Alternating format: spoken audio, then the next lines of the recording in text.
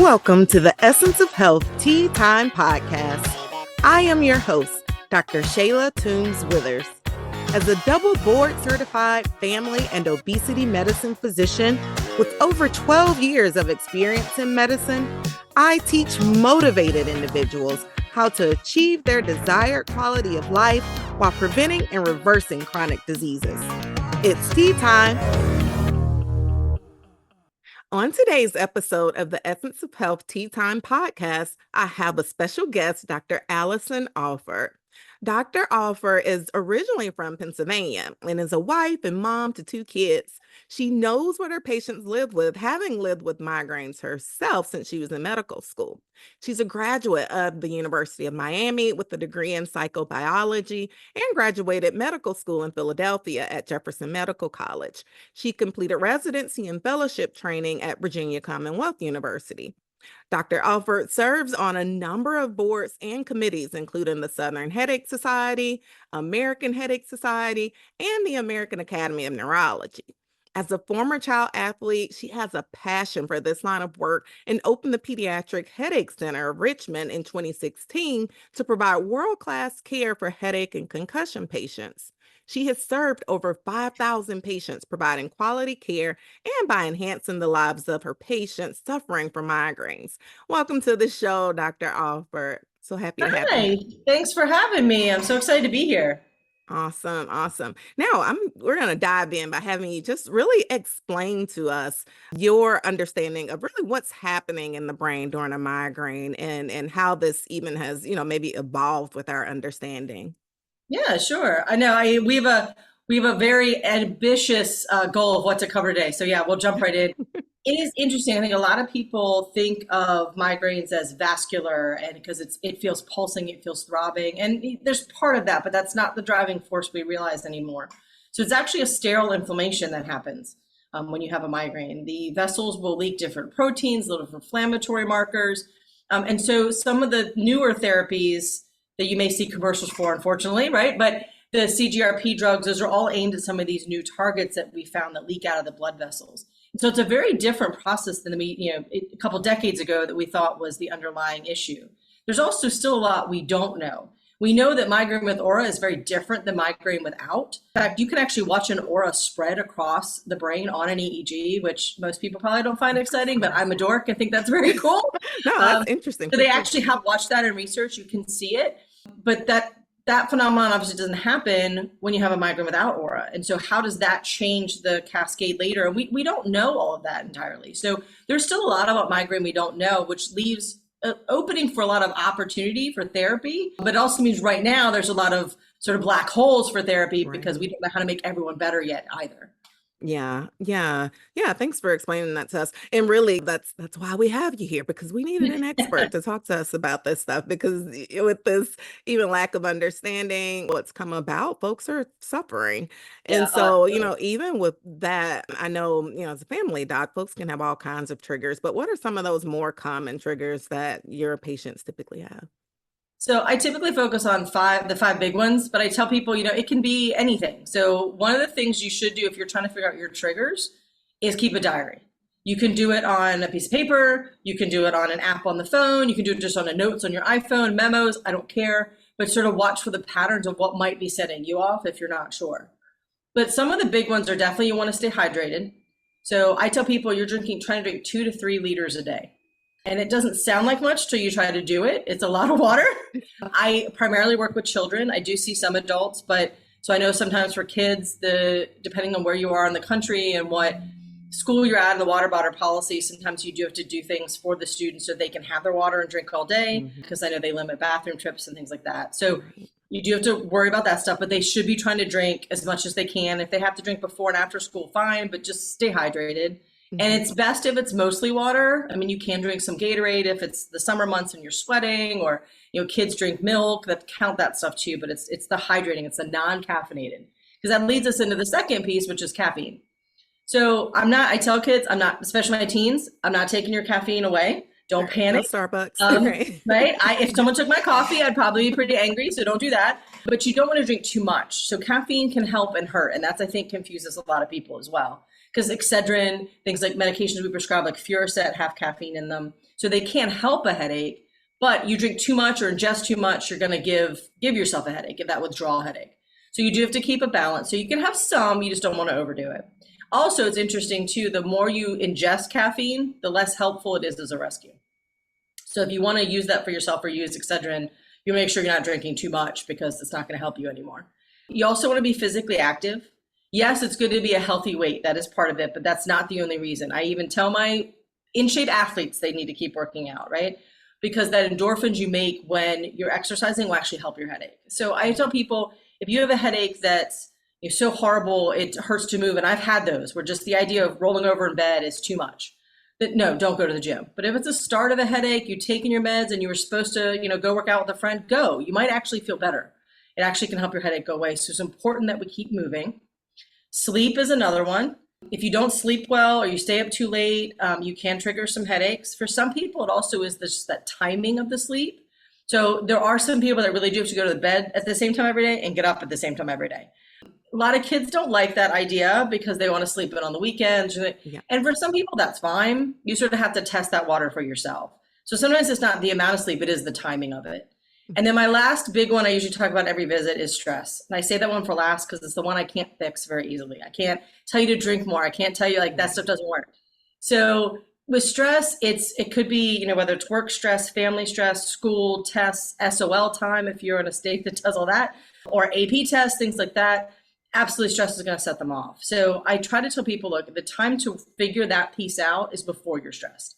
The more times you can find a way to relax, and whatever version that is for you, make it a habit. Make it a habit before you need it. And so it can be things like meditating. It can be yoga. It can be going for a run. It doesn't have to be the same thing for everybody. That's why I can't necessarily help you because I don't know what's going to work for you.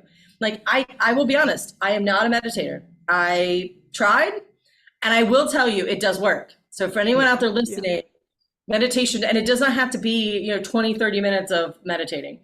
I did, because I'm a mom, right? You heard. So it's like within minutes, my brain's going, did I write that down? Oh, I got to pick that up. And I can't. I just can't. I'm an entrepreneur and a mom. My brain's going 80 miles an hour at any time. Yeah. So, but I did, I committed to a couple weeks. I was like, I'm going to try this. I really want to be able to tell people.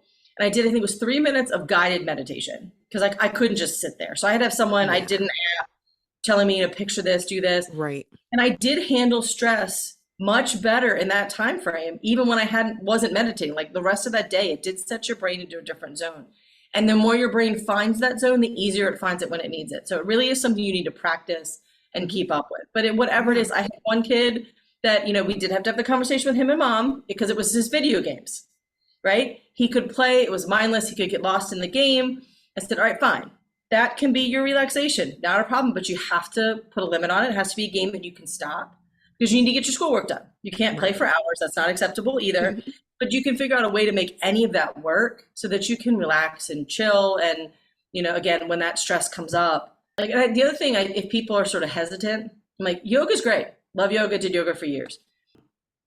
But you can't do downward dog in the middle of math class, right? Right. So one of the things I think for kids that's really easy is to do deep breathing, whether it's box breathing or whatever form you want to slow their breath in and out, because that physiologically is going to slow their heart rate, lower their blood pressure, right? They don't even have to try it, just your body does it. And they can do that anywhere. They can be in the middle of class, take some breaths, and then and just sort of chill themselves out. And no one knows they're doing it. No, and the teacher will appreciate it as well. Yeah, exactly, right? So those are kind of my big triggers. There can be food triggers. We could probably spend a whole hour on food triggers. Right. But what I love about the triggers you just mentioned, as listeners of my podcast know, I focus a lot on metabolic health because that's really, where my focus is. But all the triggers you mentioned are the same thing in metabolic health, the same things that you have to focus on: getting good sleep, managing your stress, those things that are those same key components, even watching your hydration intake. Those are all of the same necessary pieces for our metabolic health. And so what I want folks to even take from that is just, making these things a part of your routine because it's going to be helpful for so many aspects of your overall health and wellness. Yeah. Sleep is one of those things too. When it's off, it affects so many things. Like it impacts how you handle stress. It impacts how you think and how you work. And I mean, there's so many things about that overall wellness that if you can control or work on or control what you can, it does. It helps so many things. And it is something that we can affect. And there's a lot about our health that it's genetic or whatever, things that are out of our hands.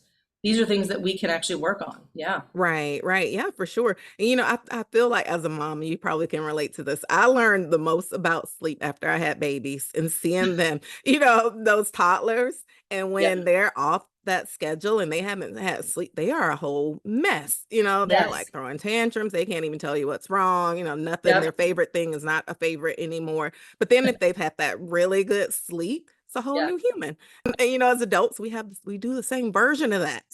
Yeah. We just have more frontal lobe to not scream out loud. Yeah. Right. Yeah. Yeah. So it is. It's just so important. And then that meditation piece, like you said, I think a lot of people do get it in their minds that, oh, I got to go to the Zen and I got to do a full, whole to do 20, 30-minute thing. But you're right. You definitely don't have to do that. And I recommend the guided meditations too for my metabolic health folks, because it does it as busy professionals, there's always something to do. And if we got to sit for, 15 minutes and sit there and think all we got to do, we're going to leave more anxious than actually rejuvenate. Exactly. And I So, tell the yeah. same thing about physical exercise too. A lot of people think, oh, if I'm going to do yoga, I have to do 90 minutes of hot yoga. Like, no, it can be a few minutes. It can be, Yeah, you can go for a short walk. Just it exactly. adds up throughout the day. And a lot of my kids, like, I don't know where, depending on where your listeners are, some of our high schools here in Richmond they're huge. I mean, so they're getting steps walking from class to class all day. I'm like, count that. Or if you have Right. an after school job, you're on your feet, count that as exercise. It does not have to be this dedicated at the Yeah. gym running Yeah. marathon Just active training. Yeah, movement is the key. exactly. Yeah. Yeah. Yeah, for sure. Awesome. All right. Now, dietary intake. You touched a little bit. You were going there, but let's dive into that a bit more. What dietary intake potentially may influence migraines that may trigger those kind of dietary foods, and then those that do the opposite of that are actually more helpful. So I would say one thing, because I know it goes around on the internet or books or whatever, there is no migraine diet. Don't trick yourself into that. It's not, there is no one diet for everybody, right? And there's just those trends of people that do that. Now, is there an anti-inflammatory diet? Sure.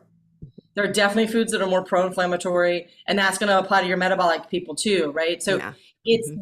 absolutely, there are foods and there are additives like turmeric that'll help you with that, getting more greens, getting more, yes.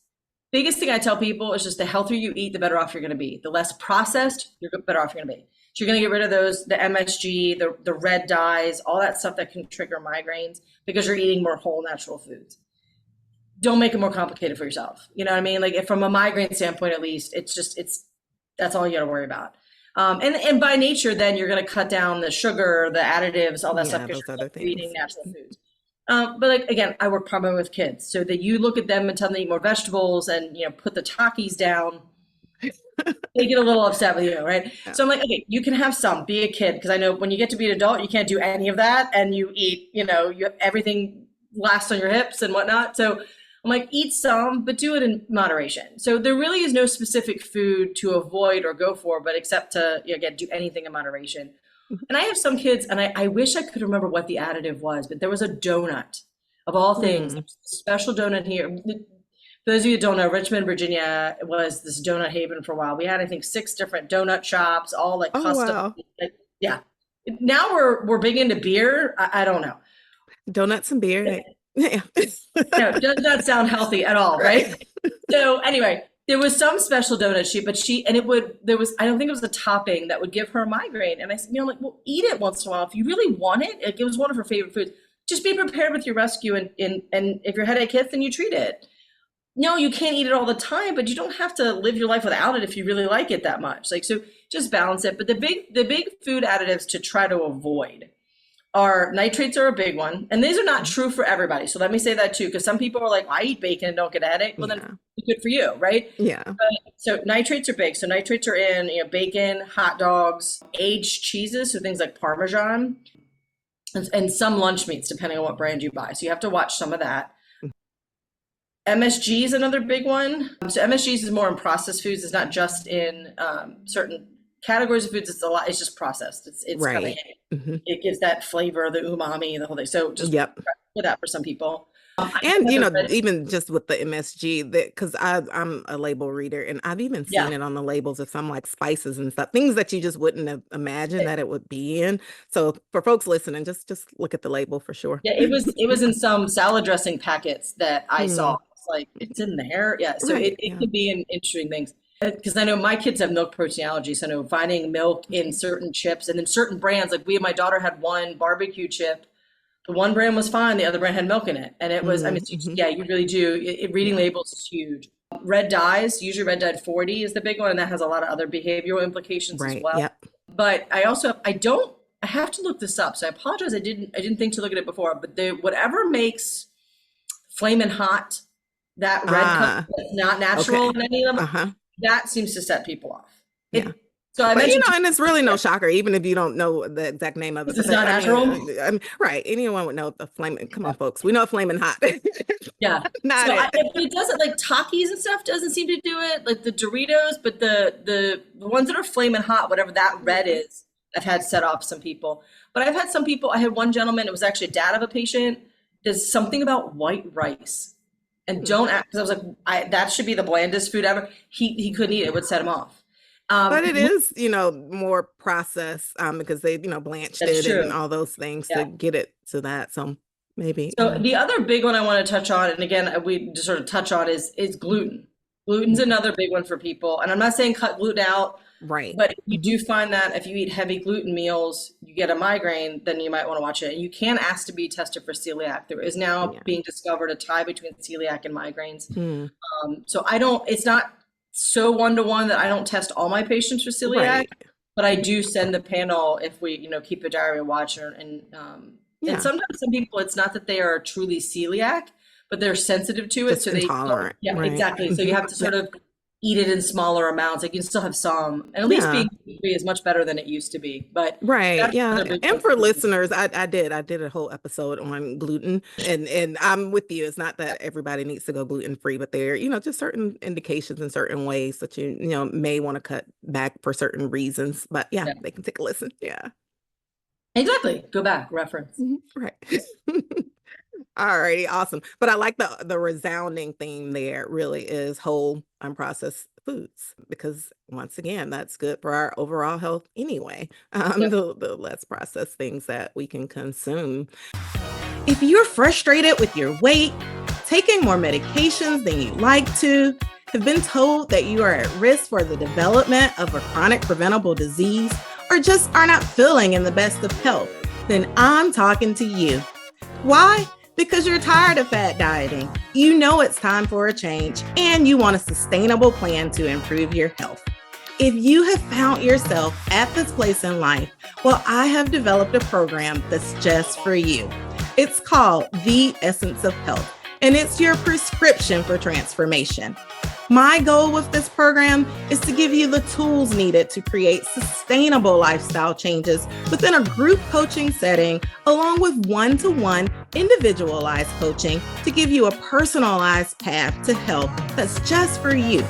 The benefits are priceless, so join today. Head on over to 𝐒𝐲𝐥𝐢𝐭∫.com to learn more. The essence of health is in you. And then we talked about sleep and stress. So just what are your kind of key tips that you typically give folks for managing that sleep piece that may be something, outside of the norm? So I want to say something first that's gonna be unpopular with the kids, but the parents are gonna stand up and applaud. Put your phone down. Put your phone down. And adults too. Yeah, oh, absolutely. And I'm guilty of it. I'm guilty of scrolling mindlessly because at the end of the day, you have decision fatigue. Your brain is tired. You do not want to think anymore, and it's mindless. And those apps are very well designed to keep you in there. That's what that algorithm does. And again, we could spend a whole hour on where that goes for mental health, for our children. Like it's a whole nother discussion. But the blue light will wake you up just being on the phone. They're not backlit like the e-readers, but also what you're engaging in is going to keep you up. And so there are lots of studies from the psych perspective where social media absolutely impacts your mood.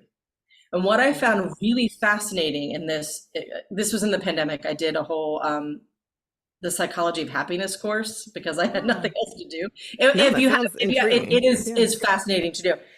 They did studies, so it kind of makes sense. If you go on social media and you're looking at, you know, accounts that you think they're doing better than you, right? They're on big trips or they're posting fancy cars, whatever. Well, you're going to feel bad about yourself, right? Hmm. That kind of natural instinct. But they also found that if you went and specifically looked at accounts that you thought you were better than, so like you were trying to make yourself feel better, they actually also made you feel worse. Hmm. Which is, yeah, and it don't really know why, but the end result is that, look, no matter what you're doing on Facebook or social media or Instagram Yeah, or it's gonna, TikTok or whatever you're on, it's probably not going to make you feel better. right. So Yeah. it's going to And, amp your mind and I up. like to remind people, even my own kids, is Yeah. like people don't intentionally put the bad stuff on social Oh, media. So absolutely. that's why it's going to look like, oh, everybody's doing amazing. Everybody's living this lavish life. That's because they didn't put the other stuff Yeah, they're not on putting there. the laundry they folded Right. yesterday and Exactly. the sandwich they had at lunch. Yeah. Yeah, Yeah. exactly. So those things, again, if you do it right before bed, you're gonna have a hard time winding down. The same is true of TV. And I know there's a lot of, you probably hear this too, Madison. I need the TV, I need the noise to go to sleep. No, you don't. No. You can do white noise, you can do something else that's not engaging. Because even if it's a show you've watched, you're listening to the conversation, you're processing the show, you're thinking about, like, I'm a huge Golden Girls fan. Anyone who knows me, I'm gonna have to think every Golden Girls collectible on the planet. I can quote most of the episodes. If I have it on, I'm still listening to it. Like I know what Right. joke is coming. I know you're not relaxing. If you actually talk to sleep experts, they will tell you about 2 hours before bed, you should be turning all that stuff down. I don't know a single person's going to do that. Like you're supposed to turn lights down in the house 2 hours before. Like our lives are just too packed. I tell people, look, I can be realistic. Let's do half an hour, 45 minutes. Can I get an Right. hour before bed? Like to just start turning all those electronics off. I am guilty of that too. This lecture goes as much to me as to everybody else. Yeah. Those kind of things will help you fall asleep easier. And to keep in mind that it's not instant. Sleep is a habit. So Yeah. everything you do around going to bed is a routine. So you Mhm. want to keep that routine as consistent as possible. But when you change it, you're not going to fall asleep instantly the next night because you turned your phone off. It's not going to happen. Right. Don't give up. Some people are like, well, I turned it off and I didn't fall asleep, but because it's not going to be that fast. Yeah. So give yourself some time to get used to that new routine and a new way to put yourself to sleep. Yeah. So hang in Do there. smells tend to trigger? Because one thing I like to do is like use like lavender. I use Yeah, like oh, a absolutely. linen spray. Do those trigger migraines though for some people? It depends on the person. Some they do. I have some patients that actually use peppermint oil, essential oil, Mm. to break their headache, and they'll put it on their temples and things like that, and that Uh, actually makes the headache go away. So for some people, that's fine. Some people, one scent is okay. For some people, peppermint might be all right, but the lavender bothers them. You have to sort of try for yourself. yeah. Sometimes when like I love Yankee candles, scented, all kinds of stuff. But if I'm having a migraine, I can't. It's too much. Or and Gotcha. sometimes Yeah. it's people, it's the amount. Like they could handle one candle, but they're not going to go into the store where there's 60 different flavors at any given time. Right. Hmm. So yeah, so it's one of those things. I'm not against using it. You just have to sort of try for yourself if it bothers you or not. And then the stress, getting good night's sleep is going to help your stress. And then we sort of talked about relaxation, everything with stress Hmm. before. So Yeah. just trying to work on that. It's just all of those are habits and skills that you have to work on, just like any other, whether it's hitting a baseball or hitting a free throw or throwing a touchdown. It's all stuff you have to work on and get better at. This is the same. It's the same skills. The same. Right, right. Yeah, yeah, for sure. And then, even just kind of going back a little bit to those environmental factors, what are some of those other kind of common environmental factors that you find may contribute to Yeah. migraines for So folks? try to keep light out of your room as much as you can. I mean, some people recommend actually go get blackout curtains. I don't go that far because I don't want to make people spend money if they, don't have it. If you have blackout curtains, great. At least try to, keep lights out, keep it as dark as you can. And the other big one to me is keep it cool. If your room is hot, you're not going to sleep as well. Whether it's having a ceiling fan on or just a fan in general, or just, adjusting. A lot of times we have thermostats now you can program so at night it drops so that you're not Mhm. cooling your house that much all day. Stuff like that will help with the environment. There's lots of discussion about pets in your bed. I'm going to try to skip that one because I'm guilty that both my Goldens sleep in my bed. And no, I don't sleep as well because they're at my feet and I'm trying to dodge Right. all over. So you really, if you really want to be diligent, put your pets on the floor in their own little bed Does the somewhere. pet dander Yeah. trigger for some people? It depends on if you're allergic to it or not. Yeah. Mm, I mean, if you are sensitive to that and it's in your bed, and it's in your face, like I then know my it's, yeah, daughter gonna be. is sensitive to the dog fur, so we don't let the Mhm. dog in her room usually. But yes, because it's going to cause inflammation. So Mhm. to that point, and I'm going to take a little side trip for a second because I got Yeah, the yeah. window. Because that same idea with sinuses, a lot of people can say, "Oh, I've had sinus headaches, sinus headaches." And you know you've had migraines. Doesn't mean your Mhm. sinuses aren't setting off your migraines. Right. They are two different things. And so a lot of times people with allergies, they're going to have that inflammation. So the same thing is true of the dander or whatever. And that's going to irritate all these nerves. So all the nerves in your head, face, and neck are what control that migraine flow. And so if you are irritating that nerve, whether it's through dental work or allergies or whatever, that can then set off headaches. So you do want to be careful if you do have allergies. You can have sinus headaches, yes, but they can also set off your migraines and you can be having Migraines. both. So you want to be, it's not that, oh, I treated my sinuses, so it must be something else. No, they still can be connected. Okay. It's still important to treat both of those. Yeah. Yeah, yeah. I'm glad you touched on that. Yeah, for sure. Because I Yeah, get that and question all the time. Yeah. mhm. And what are some of the non-pharmacological? I know you're a doctor and you're going to be amazing at prescribing medications, but what are some of those things outside of medications that folks can do for treatment? Absolutely. And so, yeah, I'm a pediatrician at heart. I'm a child neurologist and then did headache specialist. So I'm all about prevention. I totally love that angle. So I'm a little different than some neurologists. 'Cause I'm like, no, if we can prevent all this, and that's why Yeah. we've been talking about sleep and exercise, and Right. if you can do all that and keep them from happening, great. So all of that stuff is definitely natural. Everything we've talked about and controlling those triggers. But you can take things like magnesium is nice. And that actually works for a fair number of people. I know it seems like, oh, I'm just taking a vitamin or I guess a mineral technically, right? But it does work. But it's still, I still tell people it has side effects. So herbal stuff Yeah. can still have side effects. So magnesium Mhm. can upset your stomach. So you Mhm. do want to be careful with that. And a lot of people will ask me too, well, what about the different magnesiums? Here's the different magnesium scoop. It doesn't matter which magnesium from a headache perspective. Doesn't matter. They're all going to work. You're all going to absorb the magnesium, and that's ultimately what's going to help. That side group you're asking about, so the magnesium sulfide, the magnesium oxide, Yeah. citrate, Oxide. glycinate, whatever, Mhm. that's more relative to the side effect of what you're going to get when you take it. So you may have touched upon this in another thing too, because again, No, magnesium no, is I great. hadn't, but I'm glad Uh, you are because that was going to be my next so question. many, it's good for so many things. Oh my God. And we do not ingest enough magnesium. It's in Yeah. greens, it's in a lot of stuff that the American diet does not eat enough of. So yes, supplement for many things. So if you really want to, I tell people if you want to be an overachiever, go for magnesium glycinate. That's going to be absorbed the best, and it's going to cause the least amount of side effects. But at least around here, what I tell people, it's hard to find it in the store, so usually you're going to have to order it. Mhm. But so many people have Amazon Prime or with quick Right. delivery, and you Mhm. just get it delivered. If you want sort of middle of the road, magnesium oxide is usually easily found in stores, and it's okay. It's absorbed pretty Yeah. well. It can cause side effects, but it's better. If you have someone who's already on the constipated train, then I would do magnesium citrate because then you're going to kill two birds with one stone. So you're going to treat the constipation and the headaches at the same time. But if you have a sensitive stomach, stay away from magnesium citrate. That's what's in Phillips. That's what's in a Mhm. bunch of other stuff. So that's kind of the lowdown on magnesium. It does come. I also warn people the pills are huge. They are horse pills. They're big. So if you have a younger patient or someone who's just not great at swallowing pills, you're not going to want to buy magnesium as a pill. There are gummies. I know dentists hate that, but brush your teeth, you'll be fine. Do it as Yeah. Yeah. gummy. There is The sugar folks. Yeah. exactly. So okay, it's not great, but it's better to get it in. There are powders you can drink as well on the Mhm. market. And I think the one is like raspberry lemonade flavored, so they're not bad. Yeah. So it just Yeah. depends on whether you want to drink that or not, but you can Mhm. do it that way Yeah. as well. Yeah. I have some folks who actually do better with those than the pills, like you said, Yeah, because of that. Yeah. yeah. Yeah. Yeah. And I will And tell you, magnesium's good for sleep too, folks. So while yes, I you're was gonna say listening, yes, it yeah. does help you fall Yeah. asleep. It's not gonna knock Mhm. you out like a melatonin, but it's sort of Right. calm. So if you have someone, especially with anxiety, where Mhm. their brain is racing at night, that's why they can't get to sleep. Magnesium is great because it calms that down. Yeah. They're also, I have to say, I was very skeptical when this came up to me with a patient. They asked about doing topical magnesium. Hmm. And so I was like, I'm not sure that's going to absorb enough. Like I Right. just, and no one's studying a vitamin, so we don't really know. Yeah.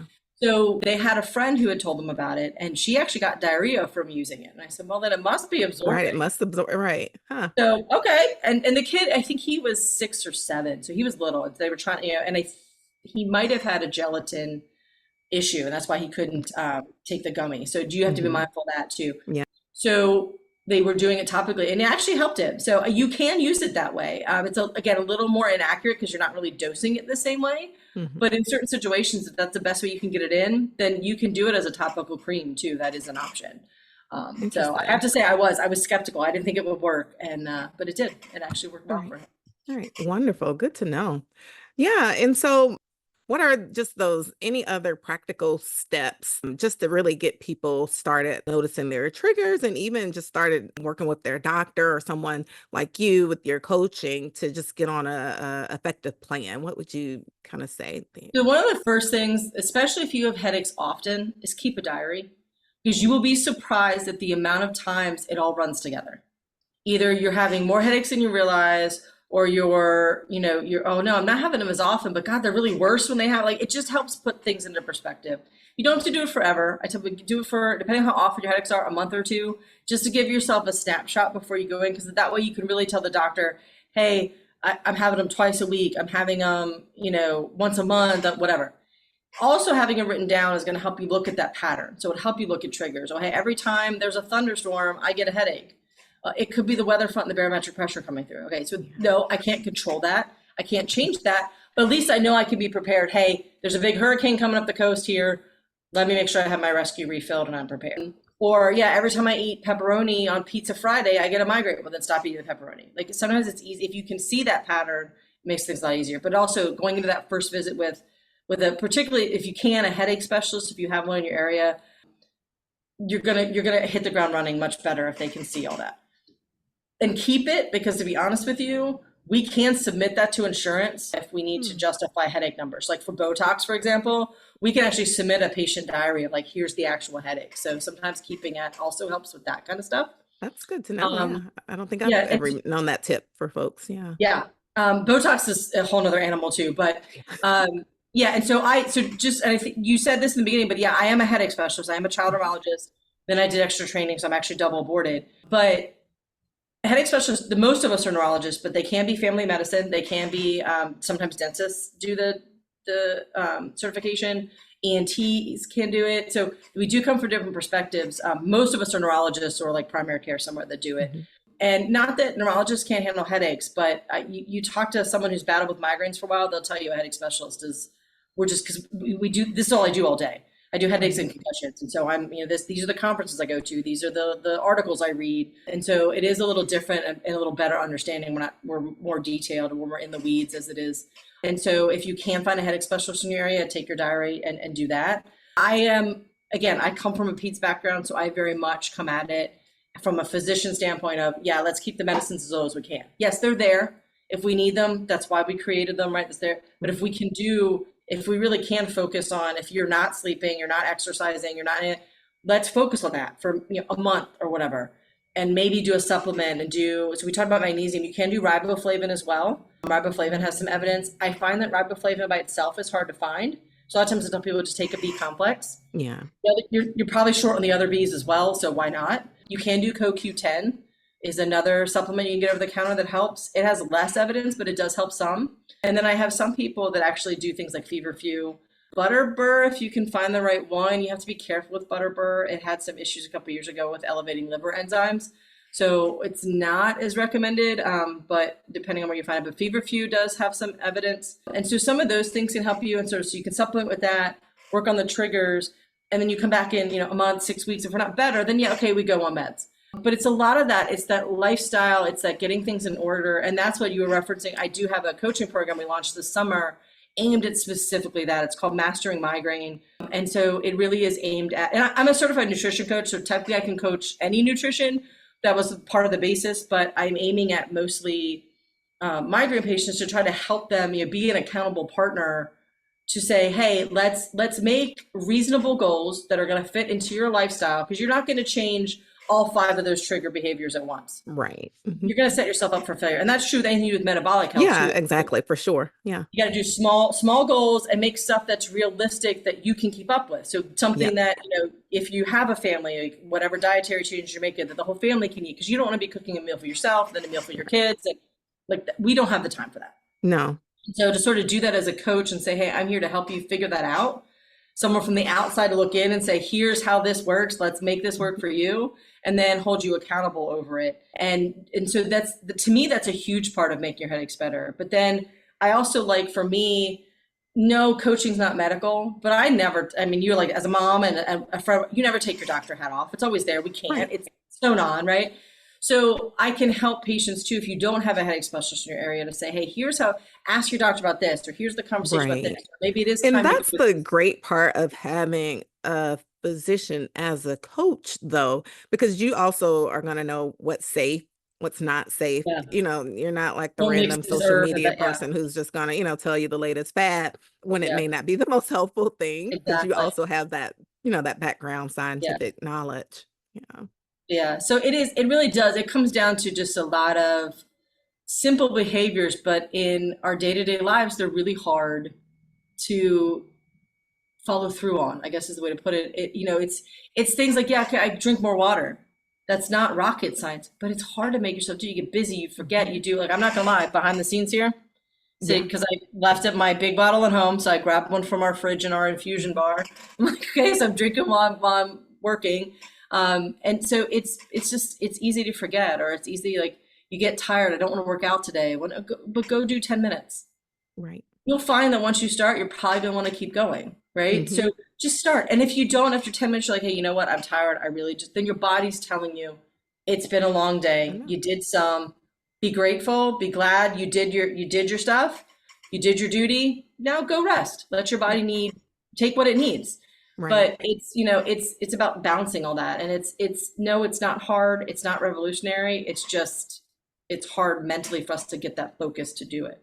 Yeah. Yeah, yeah, for sure. And that's a great, tips just to leave us on and wrap up for. So thank you so much, Dr. Yeah. Alford, for even just joining the show. Now, before you go, how can my listeners connect with you? Absolutely. So it depends what you're looking for. Yeah. So yeah, as a typical entrepreneur, I have about 6 different lines. So because I'm also a Zumba instructor, so I got all kinds of social media. So you can find I'm me gonna lots of. bring you back about that Zumba. Yeah. Oh, I love it. Yeah. If I weren't as old as I am and my body could handle doing nothing but Zumba all week, I would probably walk away from medicine and do Zumba. Yeah. It is the best community. It's so much fun if you've never done it. And I feel like it's Oh, I not a love dance. I'm a Zumba. dancer. Yeah. I was a college level softball player. Like, yeah, Yeah. no, but it's so much fun. Yes, and being an instructor is even better to watch. Just this community come together, and it's so like last night I taught last night and to a bunch of my regulars, and we all everyone was having a bad day, and I was like, all right, that's it. The music's starting. We're gonna leave the world outside and chill. Oh my God, it was amazing. And everyone left in a good mood, and it was stress relief, and yeah. So anyway, so if from a headache standpoint, just especially people in the Virginia area or nearby states, if you want to travel in, because I know, again, there's not a lot of headache specialists in the country, so we're kind of hard to find. Like I said, I do see some adults. We're on @PHCR for you. So that's our handle across Facebook, Instagram. We are on X. I always still want to call it Twitter. We are on X. I don't do a lot on the X. Mostly you're going to connect with me on Twitter or Facebook or Instagram or Facebook. So that's for the headache stuff. And then if you are looking at, we do a lot of our wellness, the coaching. Again, if you're in the area, we do vitamin infusions, we do migraine cocktails in-house. So you don't have to go to the ER. So we do offer that. It's one of the things I really love when I open my own practice that I could do for headache patients. Because the last place you want to be with a headache is the ER. Right. It's loud, it's bright. They don't want you there because they got bigger emergencies, right? Mm-hmm. So we actually do have an infusion bar that my patients easily come into, but we actually can infuse for other people. It's going to be cheaper for you too to do it in the office. So that's through Nourish, which is our wellness bar, and that's Nourish IV for you. And that's the handle across Facebook and Instagram as well. And then the coaching program is run under Nourish. So if you're looking for the Mastering Migraine, it does have a Facebook group, but it's currently set as a private group because it's going to be a support group for people after they go through the program. But our website for all of that is still it's pediatricheadachecenter.com. So especially if you are someone in Virginia looking to become a patient, our new patient packet, everything is on there. Our fax and phone for all that stuff's on there. Nourish has its own tab on that website. And then the Mastering Migraine has its own tab. So everything's on that website if you're going that way. Awesome. Yeah. Yeah. And I'll be sure to put that in the show notes for our listeners so you can definitely see Dr. Alford and stop suffering through those migraines. So for sure. All right. It's Well, been thank so you much so fun. And this, much. I'm so glad to do Yeah. this because these are stuff that just, it's simple things, but for metabolic, for headaches, for just overall Mhm. wellness, stuff that makes such a huge difference in your life to just, again, eat well, sleep well, move, and just nourish our body. It's just huge. And I'm so glad to get to share that because I think people, we do want to just, pop a pill sometimes and Right. that's not A quick always the fix, answer. but So sometimes, yeah, exactly. yeah. Yeah, for sure. Thank you so much. Thank you for joining me today on the Essence of Health Tea Time podcast. Click the subscribe button on your favorite podcast platform so that you never miss a moment of the Essence of Health Tea Time podcast. Check out the show notes to obtain your free tips for healthy living guide to get you started on your health and wellness path. Follow me on social media at Essence of Health Wellness Clinic on Facebook, Instagram, and YouTube, and at dr.tw@𝐒𝐩𝐥𝐢𝐴 on TikTok. Interested in becoming a member of the Essence of Health coaching program? Well, head on over to www.𝐒𝐲coaching.com. The essence of health is in you.